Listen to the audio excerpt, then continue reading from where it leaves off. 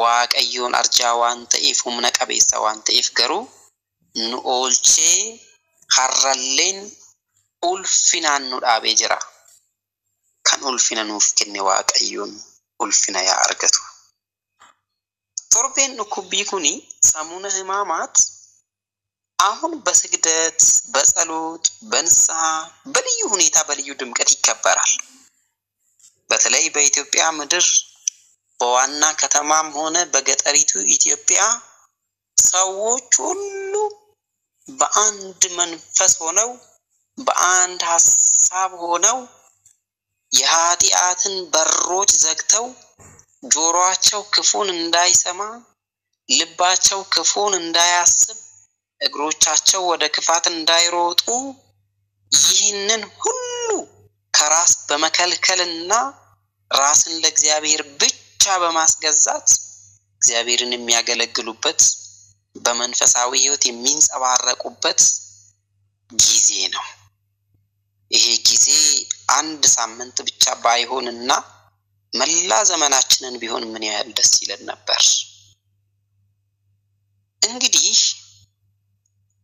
በዚህ ባሁኑ ያለውን መልክ እንዲይዝ የተደረገው በአራተኛው መቶ ክፍለ ዘመን በኢየሩሳሌም ፓትርያርክ የነበሩ በአቡነ ቄርሎስ ዘመን ነው። ይህን ከታሪክ እንገነዘባለን። ይሄ የሕማማት ሰሞን ሥርዓተ ጸሎት ወደ ኢትዮጵያ የገባው ደግሞ ወደ ኢየሩሳሌም ሄደው ተሳልመው ወደ ኢትዮጵያ ከሚመለሱ ተሳላሚዎች ነበር። ስለ ሥርዓቱ የሚናገረው መጽሐፍ ግብረ ሕማማት ይባላል። ይሄ ግብረ ሕማማት የተባለውን መጽሐፍ ደግሞ ወደ ግዕዝ የተረጎሙት በ1340 ዓመተ ምህረት አባ ሰላማ የሚባሉ ግሪካዊ ታላቅ የኢትዮጵያ ኦርቶዶክስ ተዋሕዶ ባለሙያ ወይም የቤተ ክርስቲያኒቱ ባለውለታ ነበሩ። አባ ሰላማ የሚደነቁ ታላቅ አባት ናቸው። ኢትዮጵያውያን እንዲያውም ምን ብለዋቸዋል? ከሳቴ ብርሃን ብለዋቸዋል።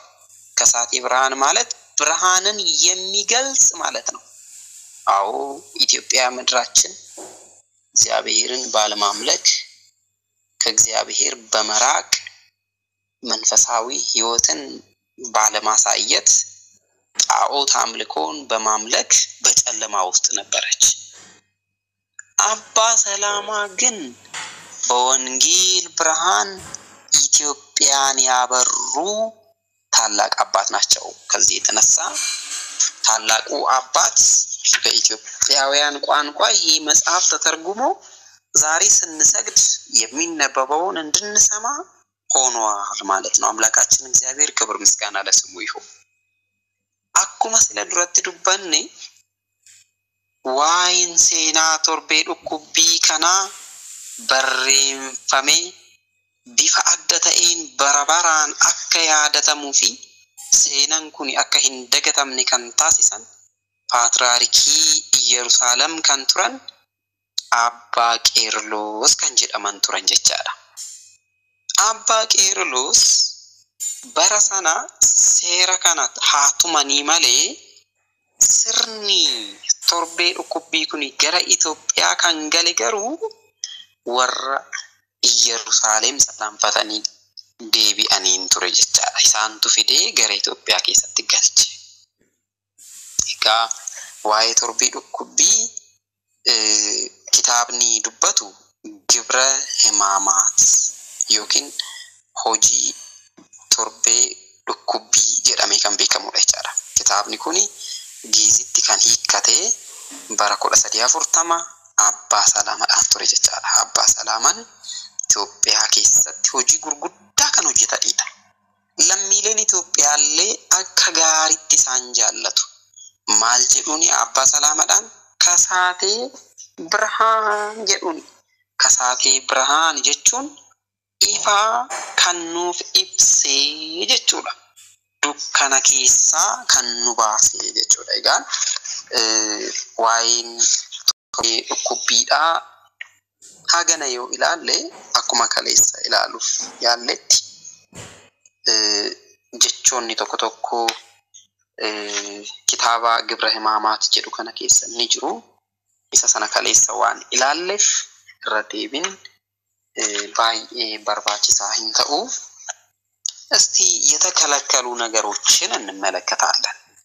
በሰሙነ ሕማማት የተከለከሉ ነገሮች ከምግብ ጋር በተገናኘ በቤተ ክርስቲያን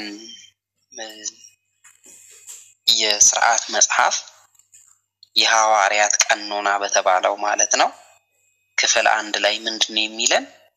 እንጀራ ከጨው ማባያ በቀር ይላል። ሚደንቅ ነው። ተመልከቱ ሰዎች ምን ያህል የክርስቶስን ሕማሙን እንዴት እንደሚያስቡት እየታመሙ ማለት ነው። እንጀራን ከጨው ጋር ብቻ አድርገው ይብሉ ይላል። መጠጥ ከተፈለገ ደግሞ ይሄ የሚመረጥ መጠጥ ሳይሆን ውሃ ብቻ ጠጡ ነው የሚለው። ይሄ የሐዋርያት ቀኖና የሰጠን ነው ማለት ነው። ስለዚህ ይሄ ድሎቱ ቅንጦቱ የምግብ ምርጫው ይሄ አይመቸኝም ይሄ ይመቸኛል የምንለው ነገር በዚህ ሰሞን በሰሙነ ሕማማት ማለት ነው አይቻልም ማለት ነው። የተከለከለ ነው ማለት ነው። ሌላው ከተከለከሉት ነገሮች መካከል አንዱ መስቀል መሳለም ነው። ሰሙነ ሕማማት ቀደም እንደነገርኳችሁ የወንጀለኞች መቅጫ የነበረበት ጊዜ ነው። እንግዲህ በሰሙነ ሕማማት ወይም ከክርስቶስ መሰቀል በፊት መስቀል የወንጀለኞች መቅጫ ነበር። ይሄን እኛ ልንሰናከልበት አይገባም። ዛሬ ላይ መስቀሉ ድንቅን ያደርጋል። ያን ወይም ክርስቶስ ከመሰቀሉ በፊት እንዲያውም የመስቀሉን ታሪክ ስንወስድ እኮ ለመጀመሪያ ጊዜ ሰውን በመስቀል ላይ መስቀል የተጀመረው በፋርስ ሀገር ነው። በፋርስ የዛሬዋ ኢራን ማለት ነው። የዛሬዋ ኢራን ላይ የተጀመረ ነው። ያን ጊዜ ፋርስ ትባል ነበር እና ገናና ሀገር ናት። ፋርሶች ወይም የዛሬዎቹ ኢራኖች በዛ ሰዓት ያመልኩት የነበረው አንድ ጣዖት ነበር። ስሙ ኦርሙዝድ ይባላል። ኦርሙዝድ የምድር አምላክ ስለሆነ ንጹህ አምላክ ስለሆነ ወንጀለኛ ሰው በምድር ላይ ከሞተ ወይም ሬሳው ምድርን ከነካ ጣዖታችን ይረክስብናል ብለው ስለሚያምኑ እንደ ወንጀለኛ የቆጠሩትንና የሰቀሉትን ሰው ከመሬት ከፍ አድርገው በመስቀል ላይ ይሰቅሉ ነበር።